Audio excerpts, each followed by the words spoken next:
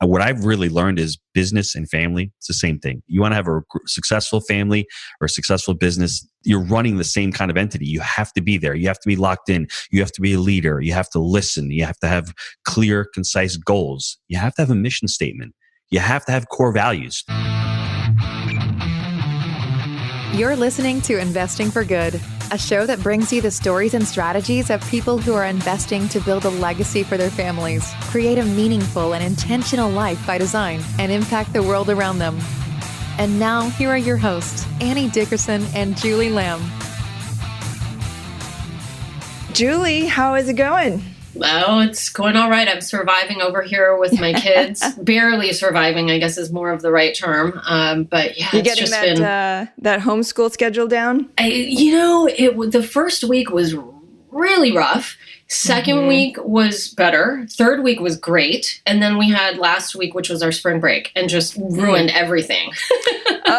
Just totally ruined all my, because we weren't on a schedule anymore. And so everyone's like, woo, it's spring break and we don't need to do anything. So come this last Monday, they were like, what do you mean we have school? Right. Like, we don't have, and then, they were playing like, we don't have school. We don't go to school anymore. I'm like, no, the school that we were doing before, like last week before spring break. So yeah, it's been a little bit rough. Some weeks are better than others, but we still have 2 more months of this. It's crazy to even think that we've only gotten through a third of it. So I think the cool thing is, it's forced us to become more creative, and I'm discovering all sorts of kids apps and tools and resources that I never even knew existed. When I first got into, I started as a teacher and then I got into game design because I wanted to make educational games. But back in 2010-ish, when I was doing this, there wasn't a whole lot out there. There were like, this was still like Flash game era, so there wasn't a whole lot out there, the iPhone had just come out, so like people were starting to do things like that. But now, I've been out of the loop for so long. Now I'm going back in there. I'm like, holy cow, there's so much out there. Yeah. It's incredible. Yeah, a lot's changed. And, for me, I think one great thing is I have so much visibility now into each of my children's, educational lives that I never had before. I never knew. Right. Can they read? Can they read, but, can they read at this level? Or can they do math? Like, if we push it, can they really do this? Yeah. And because it's like this one-on-one time with them, I feel like we're able to actually push them and educate them, not along like mainstream and wherever, the other 20 kids in the class are, but really where they are. And so that's been like one fun thing for us, is to really be able to see like, where are they really and how far can we really push them that goes beyond the limits of, first grade or beyond the limits of second grade, and just really push them and meet them where they are. And that's been the really fun thing. So, it's been great. I couldn't agree more. It's great getting insight into and really getting reconnected with them almost. It's like when you're before all this happened, it was like you'd shuttle them off to school in the morning, they'd come home at night, you had no idea what happened in between. Right. Yeah. And then that they have homework, and then you try to peek into what their homework is, but that's really all you get on a day-to-day basis. Whereas now for better or worse, we're intimately in every moment of their learning, which such a special time. And I know many of us are going to look back on this time and, remember the time that we were together, like really together, and really present in each other, each other's lives. And so it's great. Well, speaking of kids and homeschooling, our guests today, and we have 2 guests, are Jake Stenziano and Gino Barbaro, and they are the creators of jakeandgino.com. They are multifamily investors and owners and syndicators, and they also own a property management business. They also help others learn how to syndicate, and between the 2 of them, they have 8 kids. So we got to talk a little bit about that. I can't imagine Gino has 6 kids and Jake has 2. I can't imagine having 6 kids in the house. What a zoo. That's all I can think. It's a zoo at my house and I only have 3. I can't imagine having like almost 3 times as many kids. But yeah, and one thing that we've got to talk about so much. I mean, these guys in the period of time that they've been, syndicating and buying multifamily apartments, they've done so much. They have educational platforms, events, and coaching, and they're syndicating deals and they're buying deals themselves. And it's funny because I heard them on a podcast years ago when I first got into investing. I was so inspired by their story, and they just have so much knowledge to share about investing in multifamily, how investors should be looking at the current market and strategies they should be taking.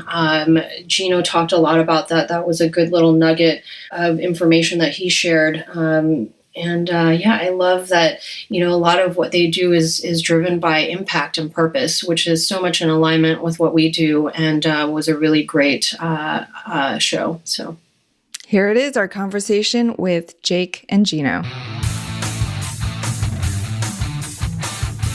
Jake, Gino, how are you? We're doing good. Thanks, Andy, for having us on. Thanks, gang. Absolutely. Now, guys, I got to start with this because Julie and I often talk about how between the two of us, we have 5 kids, which seems crazy enough. Julie has 3 kids and I have 2. And normally that's a big enough number to wow people. But you two have totally one-upped us because between the two of you, you have not 5, but 8 kids. Gino, you have 6, I believe, and Jake, you have 2. He's carrying the load.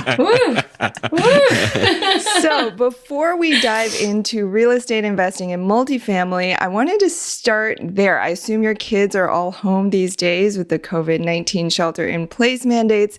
So how are you able to stay positive and maintain your sanity while also running your respective businesses?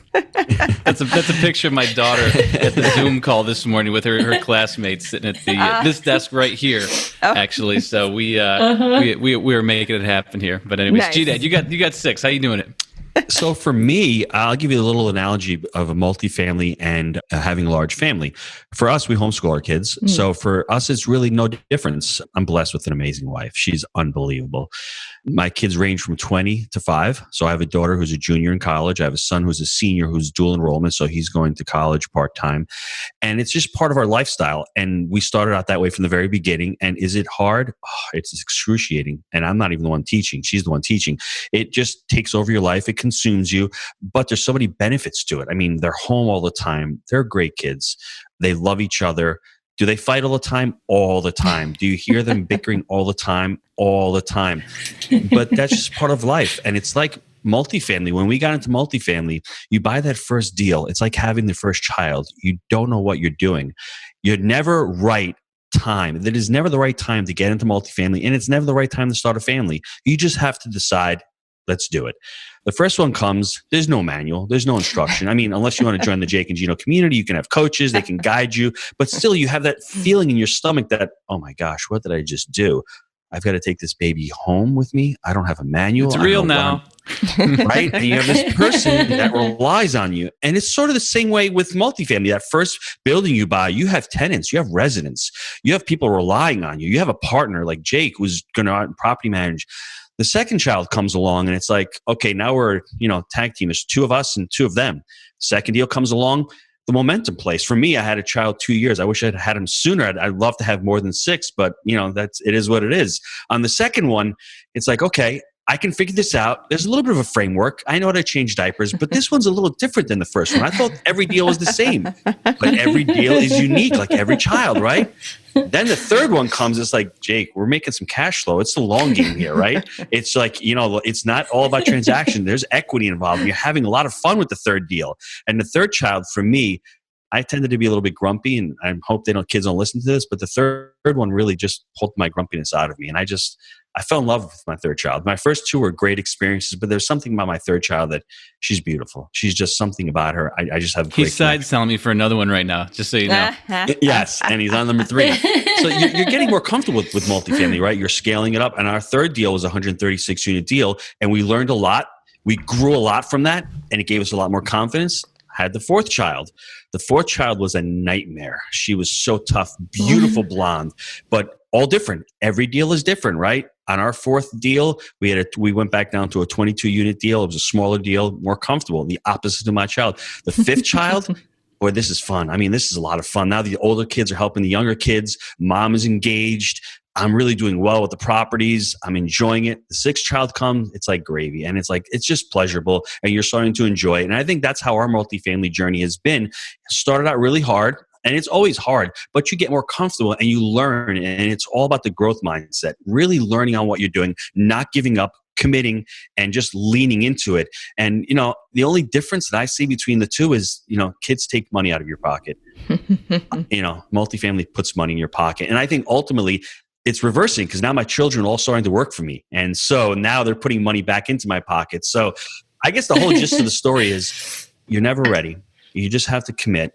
It's going to be a great journey. There's going to be a lot of problems. Have clarity, understand why you're doing it, and it's going to be all right. I have a very interesting story to tell about Gino, actually. So he mentored me on apartments and how to get into multifamily. We got in together, fortunately. And so he's been a great mentor. And G-Dad, I love you. Appreciate everything love you from too, that. Bro. But more so than the they he had so much experience with kids. I remember our first child, and I had friends that they were very strict, and their kids were in bed at 8 o'clock every night, and I'm not telling or telling people how to run their lives or how to live their lives, but it was just very strict, and it was, you do it this time, and super structured. And I said, Gina, my daughter is like fighting this tooth and nail on this. She doesn't want to go to bed at 8. She wants to cuddle in bed with us. And he's like, dude, you do what you want to do, but I'm just saying from my experience, we kind of just let our kids, be absorbed in the household and their lifestyle, and they become a part of it. And it's worked out really well for us. I mean, same thing, like last night they were just, fighting over like these little like creamsicle pops or whatever it was. And like my daughter was teasing my son with it. But it's really great, because at this point we don't have these big, fights at the end of the night. Now you got to get in bed. And I know people like, well, no, you got to have your kids on this time schedule and everything. We've been a little more loosey-goosey with it. And I remember I was very like, oh my God, you spilled this. And I'd get like really, and Gino's like, it's okay, they're kids. And, I think for us, it's helped, because he's had 6 kids, the most well-behaved kids in the world. They're all homeschooled. Our kids are home right now, full-time. My son's younger. But, Gino, I appreciate it, because it could have been, I'm a very rigid person, and I like it very neat and tidy and by the books. And it's helped me be understanding and acceptable that they're kids, and just let them be. And, I wouldn't be surprised if my son runs in here and buries down the door and jumps on me right now, kind of thing. So that's just how it is. And it's good, because we don't take ourselves too seriously with it. And I think it's, a tribute to Gino's experience, and I appreciate it. There's a lesson to be learned in that, though. Let's transition into business, right? It's all about autonomy. Our children want autonomy, right? And we have to give them autonomy, but at a certain age, we have to build fences for them and build boundaries for them. And it's okay. You can't win every battle, but let's build a boundary and a fence for each child who's different. My fourth child was a nightmare. Her fences had to be a little bit bigger. My second child, my son, is amazing. His boundaries were smaller. So, and as they get older, the fences get bigger, the boundaries get bigger, but they want that structure. And I think our employees want that structure. I think our investors need that structure. And once you take a person's autonomy away, so, as Chris Voss says in his book, Never Split the Difference, with negotiation, you corner a terrorist and you don't give them any options. You do the same thing to your children. You take away their autonomy and you don't give them some kind of options. We're not there to tell our children or tell our employees maybe, but our children, you need to do this. You want them to grow up to become independent, to be able to be to be able to be thinkers, and to be able to make their own decisions. And those boundaries and those fences, as they grow older, will be pushed out, and they'll feel comfortable. Ultimately, you want your children to come back to you and ask you for advice. And even your investors, your employees, you don't want them to go on Snapchat or ask their friends on Instagram, what should they do? You're the ultimate, arbiter. You're not there to say, do this, do that, but actually learn from them and grow those boundaries and just be part of their life. But Gino, that's where the systems come in. Like, we have a family operating document that we review Sundays. We go over it. We got that from one of our mentors. And we have the same thing for the businesses. So it's, here are the boundaries, to Gino's point. Let's stay within the boundaries, and we'll go from there and work and not try to micromanage too much. So I think that's a big part of it, and it definitely has overlap. Weren't we supposed to be talking about multifamily? We're talking about. I don't know. I thought we were talking about kids today. And the cool thing is, our kids. I'll go down to St. Augustine, and all the kids will, play together, and we can just let them be, and it's really good. And then same thing when Gino comes up here. So it's it's pretty cool. We got a good family relationships. So I'm curious, how do all of these things, the autonomy and, the fences and giving everybody some space and letting them be independent so that they will respect the boundaries and learn on their own, how does that translate from the family world into the business world? So, we talked a little bit about it as far as like how you work with your kids, but how do you tell us about how that works with your investors and, your employees and the people that you work with in multifamily? I think one of the most important things you want to do with your employees, especially now, you want to be able to empower them. So it's not always telling them what to do. And as a leader, as you can become better leader, you speak less, I think, and you listen more. And I think one of the best questions, the empowering questions, thought-provoking, open-ending question is, hey, Jake, what do you think about that? He did that to me this morning on the marketing call. He was doing the Jedi mind trick to me. And he's like, what would you do? Yeah. We were talking about marketing. We were talking about KPIs. And he's like, Gino, should we spend this? And, he actually, and the great thing about that is what do you think about that? I'm actually having input as an employee. And then when I come up with the solution, I might have seen something totally different than when Jake was seeing. I'm going to own it as the employee because Jake's going to say, Gino, that's a great idea. Let's go execute. So that accountability piece is great. I have autonomy and I also have accountability. So, and it's hard as an entrepreneur to do that when you first start out because when you're growing, it's the I'm going to do this, I'm going to do that. But as you start scaling up and as you start, getting layers on and start delegating to other people, you need to let go of that and give that person that autonomy to take responsibility and to take action. Yeah, and one really cool thing at the beginning of all this, we're in the middle of the corona and hopefully on the way down, is that, it's really, we call it the RAND fam. We have RAND Property Management, RAND Partners. And when this stuff came out, we didn't do this knee jerk and we didn't start laying people off and we didn't freak out. We tried to every day analyze the numbers. We were talking about the numbers earlier today. And from the beginning, we said, we're going to do everything in our power to preserve the RAND fam and make sure no one loses their job. That was our commitment to everyone. And, knock on wood, we're here today. We haven't had a single layoff. And it's just so cool because the emails that I get that mean the most to me are from the employees that are saying, thank you. You've really carried, the weight on your shoulders and pulled us through this. And we haven't had any layoffs. Thank you for keeping us busy. And we've worked more over the last couple months, probably 14-hour days in and out because we've been on the coronavirus task force for this. We've been talking about how this, legislation impacts us over here. We've been, doing the PPP over here. It's been nonstop. It's been insane. But this is what you have to do as a leader. If you want that responsibility and you want to step up to be a business owner, that's what it takes. And while a lot of people are sitting back, social distancing from home and not working, if you're going to be a leader and you're going to, be responsible for others, this is the time to shine and step up, not to go into a hole. So I think like that. Yeah. I like that, Jake, because we've also been doing Ask Me Anythings. Yeah. Every week we do our weekly lessons with our community, but also another one, Ask Me Anything about the finance markets, about the debt markets. We'll ask Me Anything about the property management, what we're doing in our systems. We're doing virtual leasing and virtual tours, and what about we're doing with the investors as far as communicating with investors. And I think one tip for everybody out there, and I didn't think it was true, but you cannot over communicate. There's no such thing. And Jake and I are the best with me. I like it short and to the point. You definitely can with me, but for most people. But it's true. But there's so many different ways I can communicate with you. Send Jake a text. Send Jake an email. Give Jake a call on the phone. Get on a Zoom call. There's so many different ways to communicate and find out which the best way to communicate with Jake is and with your team members. I think there's a lot of people out there with a lot of fear and they get caught in that trap and all of a sudden their energy level goes down to being victimhood and, and that anger. You as the leader need to get on a call, try to be as positive as possible and try to show them that there's hope. And that's what it's all about. Get through the day. We have end of day huddles now where we get on with our team members and we just share a win. And in the beginning, it was like, it was a pain in the neck. But by day 10, this is like, okay, great. You're getting to know what everybody's doing. And this is on top of our morning huddles. So we have a morning huddle at 8:45, and then we have an end of day huddle. And then at the end of the day, we're still working at 5 o'clock. But just to get together with the whole team and see what they struggle with, what their win was. And it's actually created a lot of excitement. I love that. It's been amazing to me through this whole thing, how much people want to communicate with each other.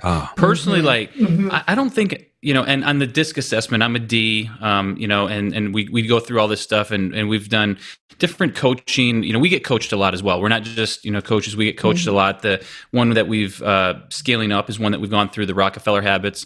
And we have these quarterly priority planning sessions with our team. And that's part of our coaching, where our whole team comes together, our leadership team. And you wouldn't believe the last one we went through when this Corona stuff first came out in the shutdown. Everybody and the communications that came from those coaches, but also our internal team, they really wanted to get this stuff out and mull it over a lot. And for me, like personally, I like to go on offense. I don't like sitting in the muck. And I'm just saying, let's find the solution and get there. But I had to take a step back. And that was one of the most challenging things through this entire Corona thing for me, was taking a step back and letting people just kind of sit in it. I hate that. Like, I want to get out. I want to move forward. I want to get down the field. And that's been a huge challenge for me. And it's been a piece of self-awareness. And I know, there's probably some folks out there with, I don't know if it's a personality trait or discus, whatever you want to call it, but maybe you've been struggling with that. And you just gotta, downshift a little bit and be okay, getting messy with it. And that for me is like the worst, but it's part of it. Yeah. Yeah. So I have a question for you, Gino. You had mentioned you're doing these Ask Me Anything sessions, Zoom calls, webinars, what have you.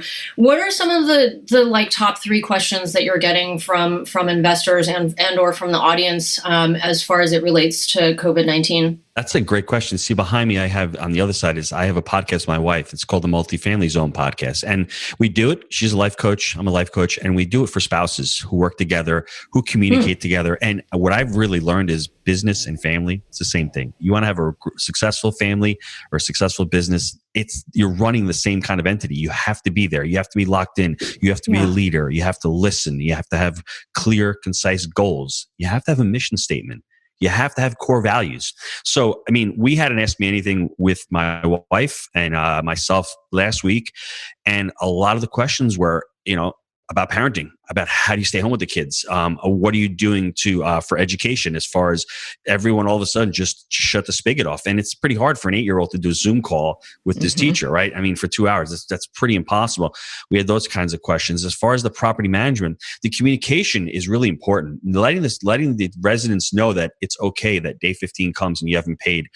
We're going to work through this. How can we work through this? We send them resources to it because, another reference to Chris Voss, do not want to damage the relationship. You want to know when this is all over that your residents sort of, you sort of had their back, and the residents don't care that you have a mortgage payment. They don't care that you have to pay your employees. They care about themselves. And if you can understand that and try to work around that and say, well, let's work through this together. When we get out of this, we're going to get better. We're working towards our community. I think that was another big aspect of it. And I think another thing, Jake, with the Ask Me Anything, if you want to jump in, I think is the financing. Financing has been changing as far as 12 months of reserves with principal, interest, taxes, and insurance. That's a big one. It just keeps pivoting. And for us, who are not syndicating all of our deals, I think community banks are going to come back for the next few months. I think there's a big opportunity. When we first started back in 2011, 2012, community banks were prevalent. They were a great source. They have recourse debt, but nothing is perfect in life, but they're much more flexible. If you've got a deal, I think they're coming back. So I think those are some of the topics that people have been struggling with. Yeah, the reason Gino brings that up is because Fannie and Freddie now are asking for 12 months of principal and interest reserves. So it's making it a lot harder for the deals to, pencil out. So that's a piece of it. But also underwriting. People want to know, and this is the challenge, because as coaches, I can't tell you what a good deal is. I know what a good deal is for me because we have a buy right portion of our framework and we go through it and we set up parameters.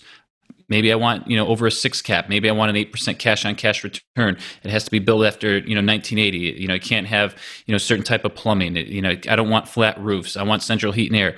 We could go on and on. Those are our parameters. You need to understand what your parameters are, and we'll walk you through, the different things to put on a parameters list.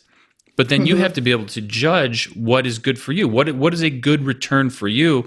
And that's why folks are saying, we got that a lot. And I'm saying to myself, we can talk about the parameters as we always do, but we can't tell you what a good deal is. Only you can decide that by setting up your own parameters. And that's what, buy right is so important about, because right now, if you're looking at a deal, you know what the most important thing is? You're buying a stream of revenue, and there's going to be expenses benchmark against that revenue. How strong is that stream of revenue. So then you have to take it a step further. Where do those people work?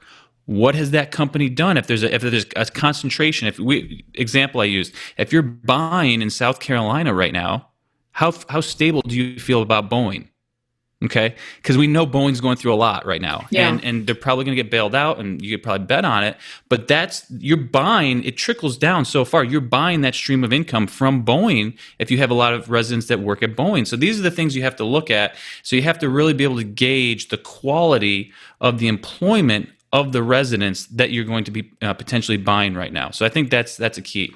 And Jake, the other important thing is also the market that you're in. You know, Knoxville, the mayor, it seems like he's very proactive. Seems like he's going to get it up and he's going to get up and running. He has a plan. Yeah, I'm done with Kentucky. After the way that the governor of Kentucky is acting, I will not put money into Kentucky anymore. Yeah, I mean, it's been criminal what he's been doing up there. And, you know, the shutdowns. I mean, in Virginia, basically they're close till June. Now, I'm not saying that's a right or wrong thing, but now going forward, you have to look at the market, you have to look at the community, and you have to look at also the city. Do they want business? Are they really business friendly? That's what you want. Are they tenant friendly? Are they landlord friendly? You have to look at all of that when looking at your specific parameters. No, this guy thinks he's a dictator. Like I am done with that state for sure. I agree with you. Where are the markets that you're invested in across your 1,500 units? So we're invested into Tennessee and Kentucky, but we're open to. We've been looking at the different parts of Tennessee because there's multiple markets around us. Also, like Huntsville, we've been looking there, quite heavily, and then Carolinas. So Annie, we're trying to stay within a 3 to 4 hour radius because we're vertically integrated and we want to manage our own portfolio. And anything farther than that gets to be a little bit of a stretch. We can still do it. We found a deal in Charleston. I love Charleston. I mean, it's such a nice market there. The assets are expensive. It didn't work out through due diligence. That's a little bit farther. But I think between 3 to 4 hours. And that expands into North Carolina, into parts of South Carolina. Yeah, and large populations, places we feel pretty good about. So. Makes sense. How many deals do you guys typically do in a year? 2 to 3. Last year we did 2, and it was painful because we had a lot of capital and we're just sitting there. I don't know how many deals we underwrite, Jake, last year. Over 200, 250 deals. We underwrote a lot of deals, and they just. At one point, I was getting frustrated, but now that I look back, I'm so thankful we didn't do a lot of those deals.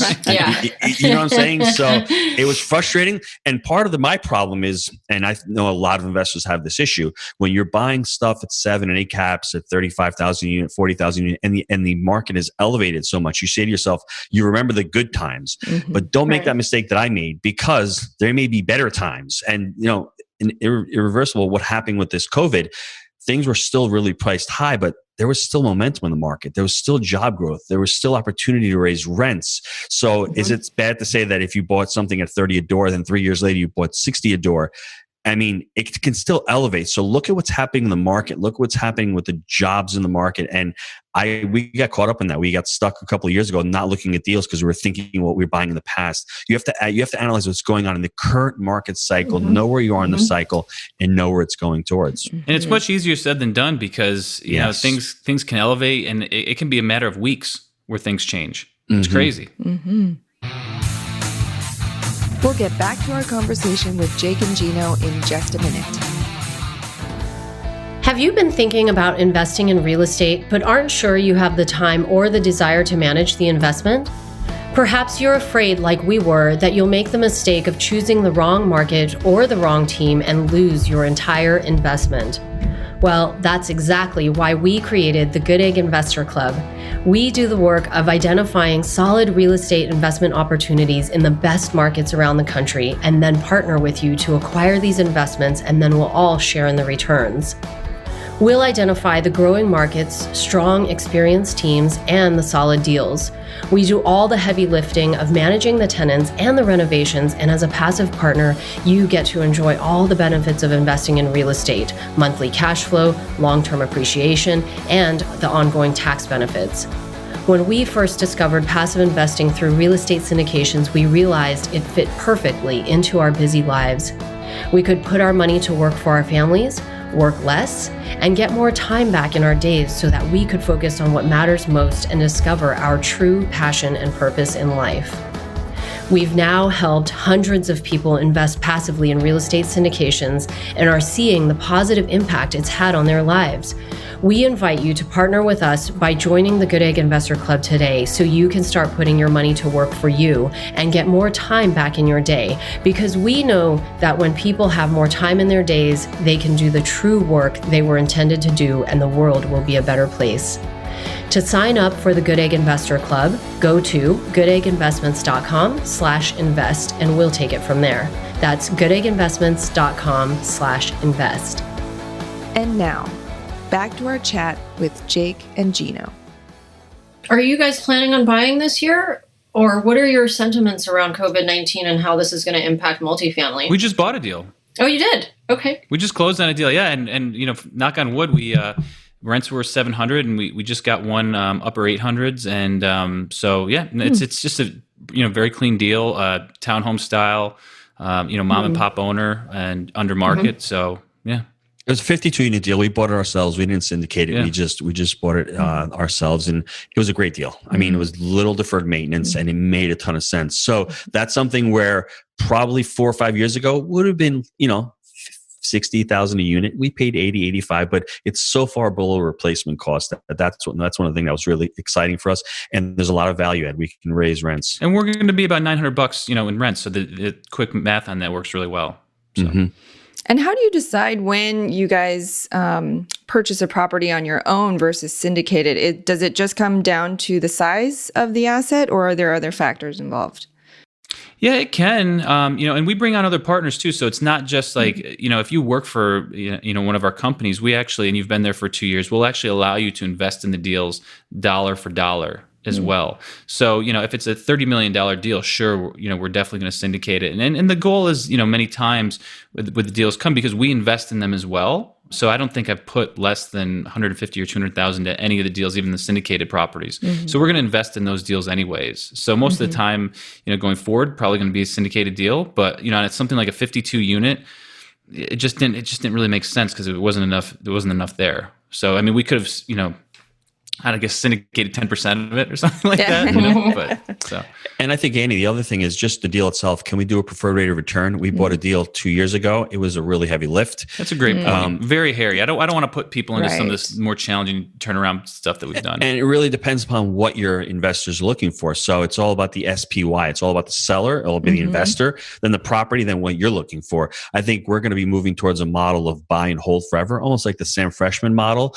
And I think that's a different type of investor. There's not many people out there that want to do that, but we want to do that. And because you're listening to a man in his 80s saying one of his biggest mistakes was, I sold too soon. Maybe you should listen to somebody like that who's been doing it. And we've had great success holding our properties long-term, paying down the principal, maybe refinancing them and it's so hard to get them all, the first thing, it's so hard to find a good deal. Yeah. If you can pay down the debt, there is like, I think a lot of syndicators look at, okay, it's a glorified fix and flip. We're going to go buy it and then get our piece when we sell it.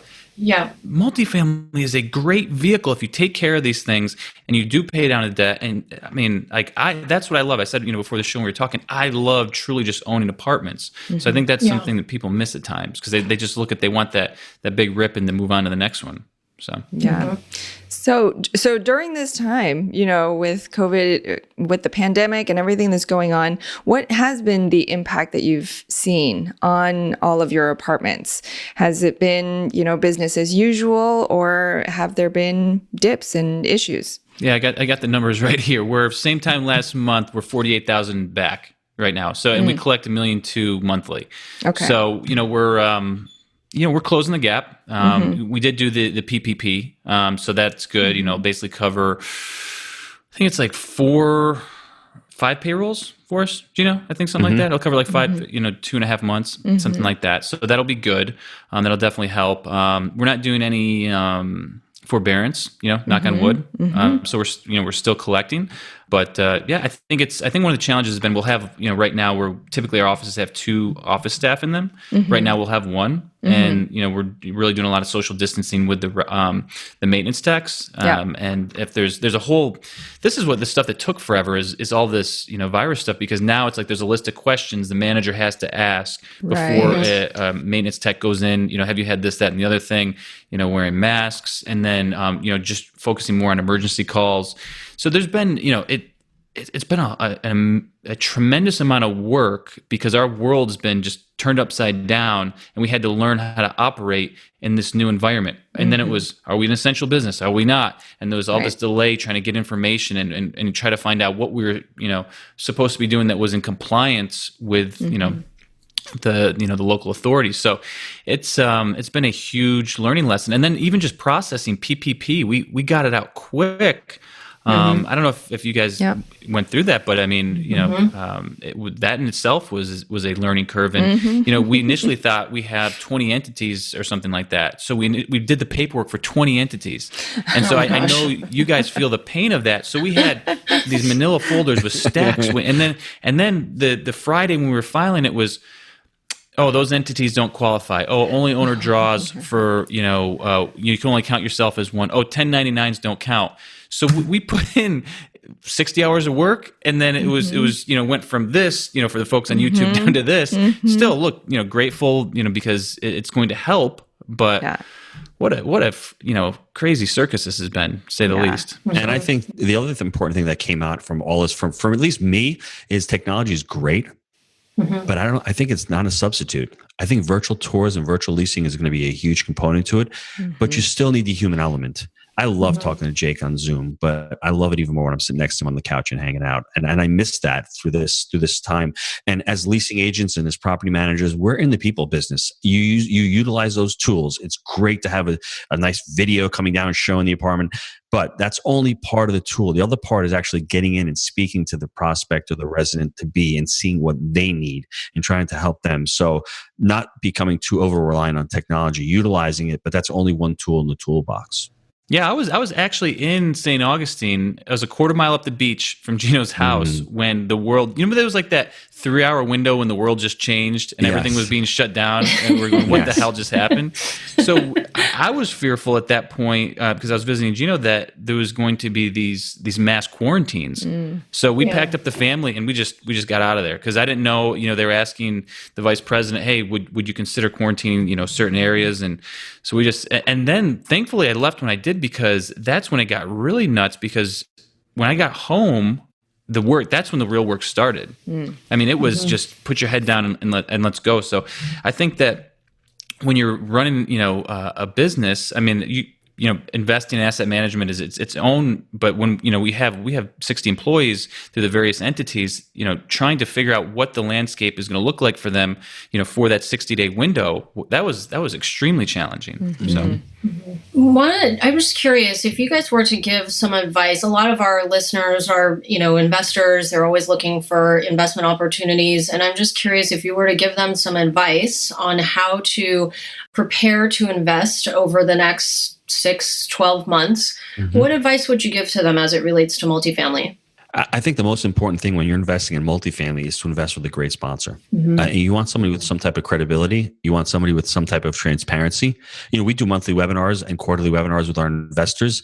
That may be overkill, and you want to over communicate even when you're investing. I think that's the first thing. I think you have to like the sponsor and trust them.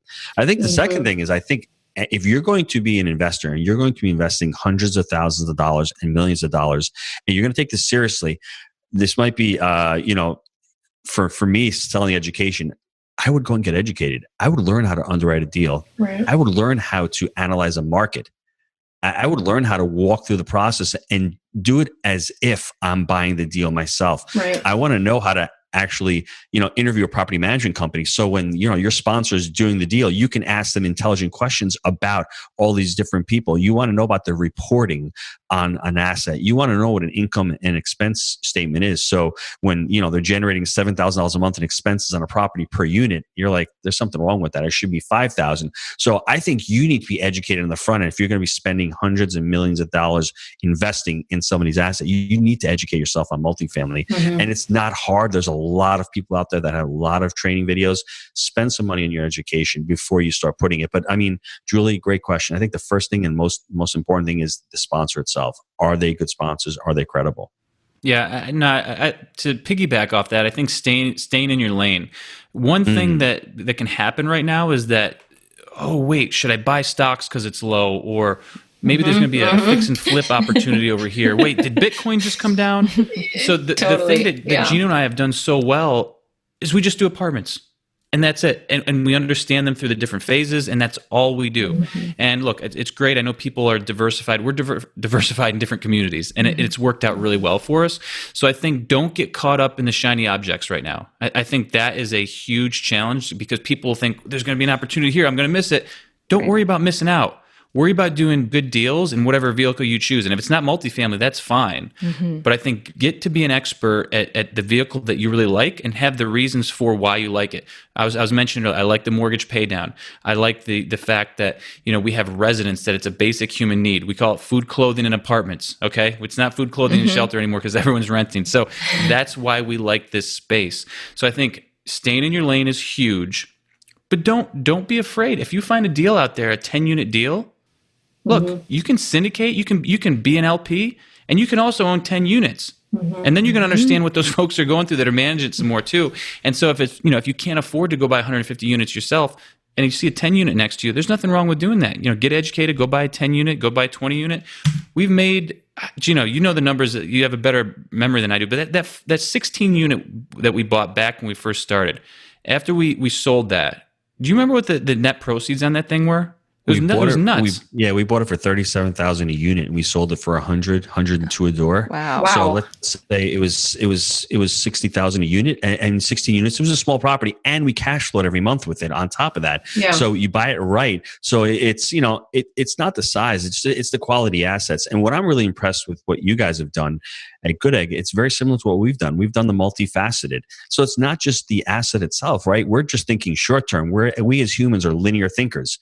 You guys have created a great community. You've created a podcast. You've created an education. You've created, an LP structure where you're getting paid for investing passively, but also a GP. So you're syndicating. So we call that multifaceted. So the education, the syndication, the investments, if you property manage like we do, it's just an amazing business. And you can translate this into any other business. If you're in Bitcoin and you want to trade Bitcoin, great. Learn how to trade it really well. Become an expert at it.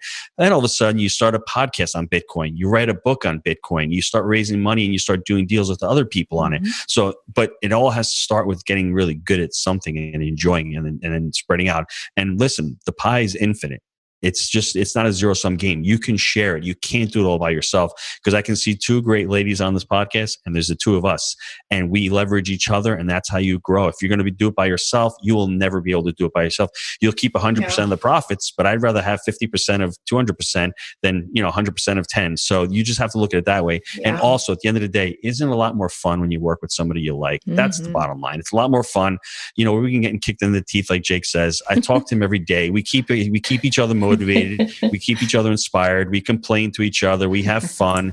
That's what it comes down to. It comes down to that accountability piece also. Mm-hmm. Absolutely. That's Annie and I in a nutshell. We have each other. We were just at a conference out in Tennessee a couple months ago, and I was like, I just love working with you. That's, for me, it's like everything. It just makes everything so much more fun when you love who you're sitting next to and going through this journey along. So with, Cool.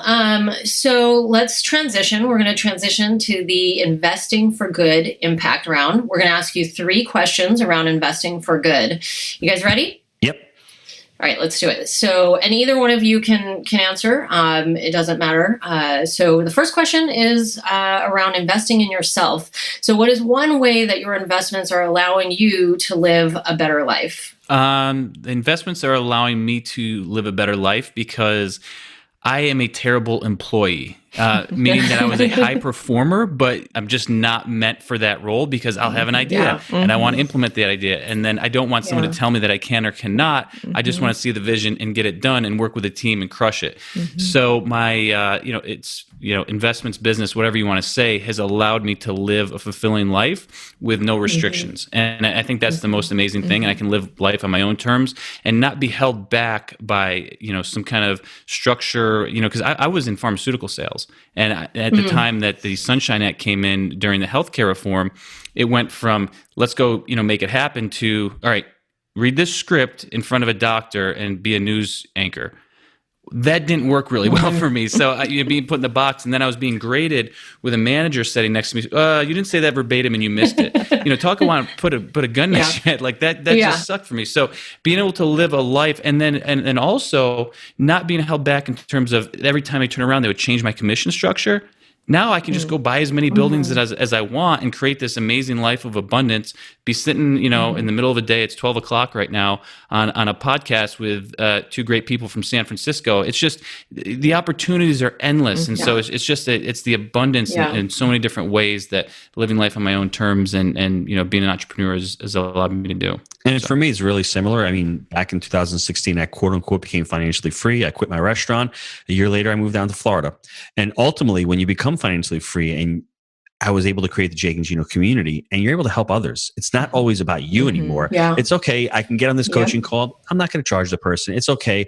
I'm going to, spend an extra hour with somebody. I don't need to be looking at the clock. And that really, it's not like the billable hours, man. I'm freaking out, right? I went from a scarcity mindset to an abundance mindset. That's exactly what happened to me. And then all of a sudden you have these ideas and these thoughts. Hey, why don't we start this other company and we'll bring this person on and we'll share this revenue, because you're able to share more. You're able to have more thoughts. So for me, the investments allowed me to do that. And it just, moving down to Florida was awesome for me. So yeah. That's so much of what Annie and I, that's actually what brought us together was, we sat on a couch at a real estate investing conference, and we realized that at the heart of what we were doing was really because we wanted to help other people. And that was really kind of the foundation of creating Goodegg Investments. And during that conversation, I had just quit my 9th job in 10 years. That is how bad of an employee I was also. So you're speaking my language there. Okay, second question is around investing in others. So what is one investment strategy or life hack? And I'd love to hear one from each of you on this one. But what is one investment strategy or life hack that you can share with our audience that will help make an impact on their investing journey today? Yeah, I'll hit it. So one thing that we do, and you got to check with the local laws and things like that, but we actually do move-in fees. We found early on that doing the security deposits created this kind of tension between resident and company. So the resident would always be in the back of their mind throughout the whole term of the relationship, am I going to get this money back? And so it kind of created this weird dynamic. And so what we do is we charge about half of a security deposit into a non-refundable fee that helps go into cleaning costs, painting, turning the apartment.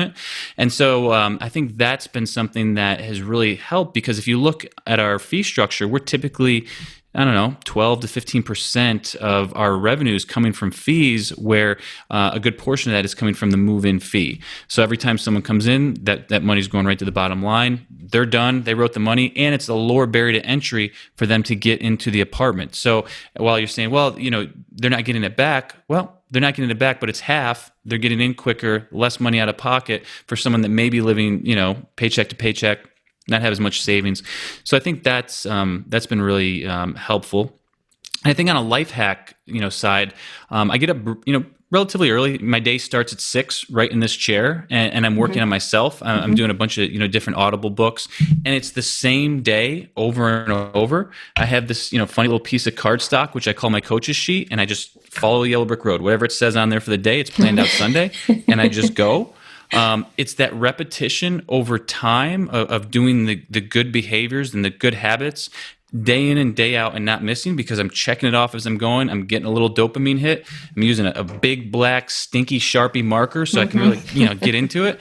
And that is just that consistency. It seems it's not sexy. It's not something cool, but those habits. So if you need to call 10 brokers this week and you have it on your list, you're calling those brokers and you're moving the needle. So I think it's people, what happens is it's not fun, it's not exciting, so they miss, but being extremely disciplined and boring has definitely led to my personal success. This little thing more than anything, I would say that, and hanging out with the G-Dad there, And as far as for me, I mean, one of the books that really impacted me in the last couple of years was Same-Side Selling. And I think it's really important for all your listeners to look at the book, because I always thought of salespeople as scuzzy and what are they trying to sell me? Because they were trying to sell me the wrong thing. I mean, people want to buy. They don't want to be sold, right? And I think the big takeaway from that book is you're trying to find impact together. So when you're trying to raise money from an investor, well, does that investor even want to invest in multifamily? I mean, does he want an 8% preferred? What does he want? Not what do you want? So if you can both find impact together and you're serving that person, and that will change the dynamic completely. And if you don't, you leave off on a great note. You have a great conversation with that person. Oh, by the way, is there somebody that would be interested in it? So it's a total mind shift for me as far as sales goes. I always thought sales was that, predatory. But if you can really think of what the other side needs, and it sounds so basic, but I'm telling you, 90% of the salespeople don't go into that. They go into the sales call as Jake is a number. I just need to hit my quota at the end of the month. But if you think of Jake as an ally and how can I help him? And if I can't help Jake, I'm sure Jake knows somebody to invest with me or do whatever. It's just a complete mind shift for me. Yeah, that's so much of what we do in our business and the approach that we take. And there will be conversations that I'll have with investors where it's just not a good fit. And, I'll let them know right up front, like, hey, if we're 10, 15 minutes into the conversation and I can hear in what they're telling me that it's probably not going to be a good fit and that I can't really serve them as much as I would be able to the next person, then I'll just let them know right then and there. And I think that approach has served us really well and has contributed to a lot of our success as well. So I love that.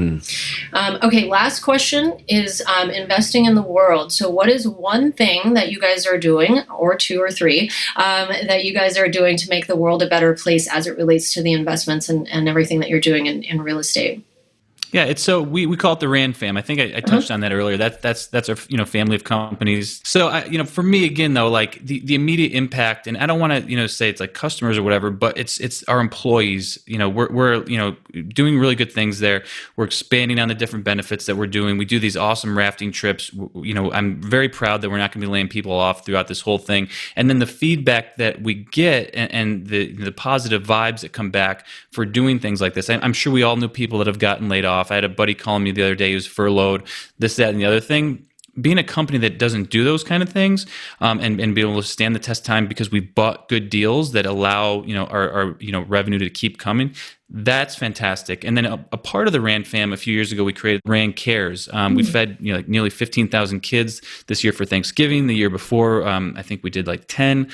We do the different stuff with like these dragon boat races this year where we're going to be doing to help out homeless people. We built a playground last year for people in South Knoxville. Gino's up there in Harlem, doing his thing, cooking. For me, it was funny because and this is great because it's culture building amongst the community. And the community, I mean the Rand fam, and you wouldn't believe how much they enjoy doing this. So it was years ago that some of our leaders came to me and said, we want to start getting more active in, charitable work. And, I said, all right, well, let me lead on this because the one thing that I want to do is make sure we're taking care of kids because they don't have a choice. Adults have more of a choice than children do. Yeah. And the thing that really crushes me is that when kids can't eat. I love eating. I hate it when I'm hungry. So I think if there's one good thing we can do is make sure kids are being fed. So that's where it started. But then, it was like almost a dictatorship where it's like, well, we want to help these other people too. I'm like, all right, I'll stop. So we've started expanding into these other areas. But the food, I'm passionate about the food. Okay, so if we get food out there to kids, it really warms my heart. But yeah, we've started expanding it and homeless stuff this year and with the dragon boat races locally, and so we're enjoying that. And and so here's the thing: if anyone's on the fence within your organization, and when it comes to charitable work, do it. I mean, just really quick for the Jake and Gino community, for the education students, we have our money mixers, which is our one-day events. And we go to all the events. We have our 2-day boot camps with our intensives with all our coaches. So for us, giving back at that and being there and putting those events together is a lot of work. It's a lot of fulfillment. It's a lot of energy. But I love it because it is a community and I want to get people together. And I think real estate is a network community. It's all about relationships. So if we're going to be talking about that on the education, I'm trying to create this community. I want to get everyone together. So it's a lot of work. It's hard, but I love that. I love that aspect of it. It goes back to what you were saying earlier, Gino, is, financial freedom isn't about just, making all this money and then sitting back and sitting on your couch and watching TV all day. It's about, it then can amplify all the things that you wanted to do, all your values, and allow you to make the difference that you wanted to make in the world. And so it's great to see you guys It's doing easier that. to help people with $1 million in your bank account than zero. Yes. Absolutely. It's really not about retiring, which is crazy. You think when you become financially free, you move down to Florida, the beach is 300 feet away, you're going to slow down.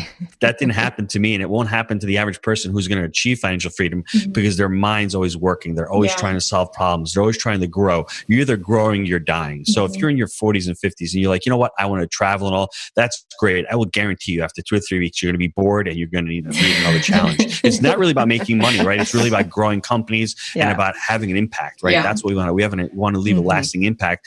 And for me and Jake, I think we just want to be role models to our wives and to our kids. So, I mean, how can you be a role model to your children if you're just sitting around traveling all day and not really having an impact on anybody else? So that's how that purpose component. Yeah, it's like what's fulfilling to you and where's your purpose. So, Love that. That's it right there. Well, I'm sure that our listeners are going to want to learn more about you and connect with the two of you. So where's the best place that they can go to learn more about both of you and all that you're doing? We actually, Gino put together this great little page for this because, obviously we get asked this a lot. So if you go to Jake and Gino, it's JakeandGino.com/honeybee. That's HONEYBE. That's our latest book, The Honeybee. So we have JakeandGino.com/the honeybee. There we have free downloads. We have something called a credibility book. Now, what's a credibility book? We started as a pizza guy and a drug rep, and it took us 2 years to get in multifamily. And the thing that helped us was this credibility book. So get on there, download the credibility book. We have free Honeybee resources. Again, that's about the multifaceted approach that we take. And you can also download our podcast. So we have 4 different shows. Gino does one with his wife and the family. We have one on syndication. We have our Wheelbarrow Profits show.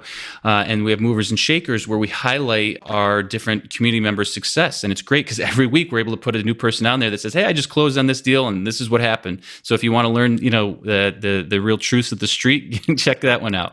So, and then if you ever, you want to, apply to work with our team or check out one of our events, it's all there. So I'm curious, what does Honeybee stand for? So you got to read the book.